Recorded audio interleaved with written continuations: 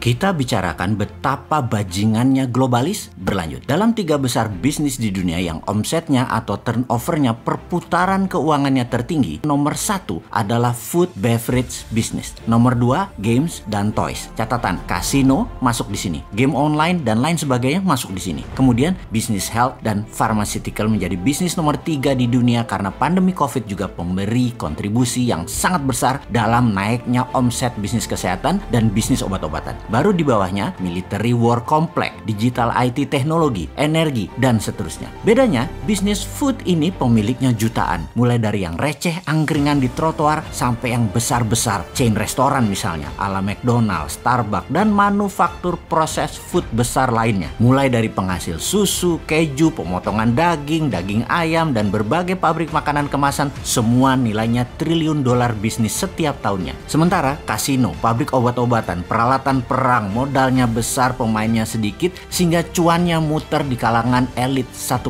manusia. Kemudian dunia farmasi yang sangat bergantung kepada orang sakit menjadi nilai bisnis yang sangat besar nomor 3 di dunia saat ini. Sengaja kita gunakan huruf besar atau huruf kapital di dalam kalimat bergantung kepada orang sakit. Karena kebanyakan orang yang sakit adalah diciptakan. Benar, penyakit di tubuh manusia adalah ciptaan manusia sendiri yang memang bercita-cita ingin membuat orang tidak sehat. Sungguh, perang kesehatan awalnya dimainkan di tahun 1940-an akhir setelah Perang Dunia Kedua, dan para pemain bisnis makanan proses atau processing food lah yang memulainya. Perang ini adalah bagaimana membuat orang bergantung dalam tanda petik kepada produsen makanan, yaitu pada mereka. Walau berefek negatif buat kesehatan, mereka nggak peduli. Diawalinya semua itu di mana? Di Amerika. Protein dari binatang seperti telur, susu sapi dianggap baik buat manusia. Juga daging atau red meat dianggap membuat protein binatang itu sangat cocok dan baik buat manusia menjadi kuat. Itu disebut propaganda. Studi terbaru ternyata ini semua mitos. Telur dan susu binatang tidak terlalu baik buat manusia dalam jangka panjang dalam jumlah besar. Lalu propaganda seperti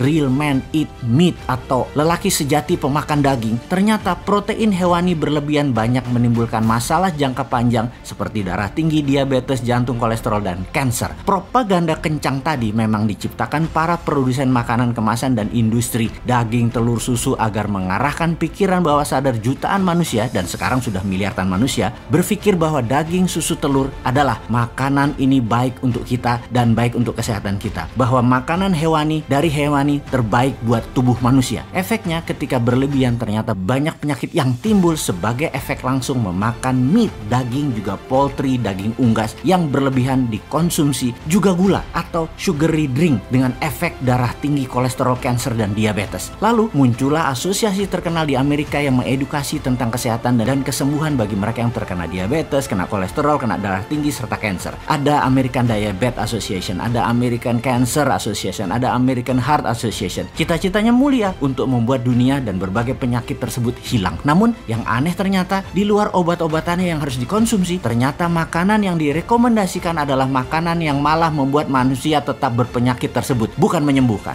Alih-alih keheranan baru terungkap beberapa tahun ini bahwa sponsor asosiasi tersebut ya para produsen makanan juga yang makanannya yang sumber penyakit tersebut. Efeknya dunia farmasi dan kesehatan diuntungkan. Seumur hidup manusia yang terkena makanan tidak sehat tadi akan pakai obat-obatan kimia seumur hidup seperti obat darah tinggi, obat gula, dan lain sebagainya. Akan dipaksa semua manusia yang menderita tersebut memakan obat seumur hidup oleh dunia farmasi dan oleh dunia kedokteran. Sehubungan dengan itu semua, ada sebuah challenge menarik bagi sahabat jika ingin membuktikan apa yang dikatakan semua itu adalah benar. Kita akan buktikan kalau bersama tantangan ini kolesterol Anda akan turun menjadi normal, gula darah Anda akan menjadi normal, tensi darah Anda akan turun. Beranikah Anda melakukannya? Gerakan ini anti globalis banget, yaitu makan makanan selama 2 minggu ke depan semuanya plant-based food, makanan berbasis sayuran, makanan asli Indonesia, makanan yang terbuat dari tanaman, makanan seperti lodeh, gudeg, cah kangkung, dan banyak lagi. Nasi merah kalau perlu, juga rebusan tela, ubi, talas, makanan tradisional, jajanan tradisional, banyak banget lainnya termasuk gado-gado, pecel, terong balado, salad buah, dressingnya hanya jeruk lemon, dan tapi kalau buah terpaksa non durian dulu, dan lain sebagainya selama 2 minggu. Atau banyak kok restoran vegan di semua kota di Indonesia yang sudah punya makanan plant-based food ini. Lakukan tes darah sebelumnya dan lakukan di hari ke-15 setelah melaksanakan plant-based food ini. Garansi semuanya akan normal kembali dan Anda tidak perlu obat-obatan kimia kimia lagi. Stop makanan pabrikan, stop makanan dalam kemasan, stop makanan processed food. Mau itu Indomie, sosis, juga daging merah, daging putih, apa aja. Anda tidak perlu mediator lagi untuk mendapatkan protein. Nggak perlu sapi, nggak perlu kambing, itu semua mediator. Makan aja plant-based food. Anda akan lebih kuat dari Anda sebelumnya dan lebih sehat. Informasi ini hanya bentuk pernyataan bahwa kita anti globalis, termasuk pemahaman globalis yang tidak sehat dan membuat manusia selalu bergantung pada obat kimia. Selamat bergabung menjadi vegan selama 2 minggu ke depan.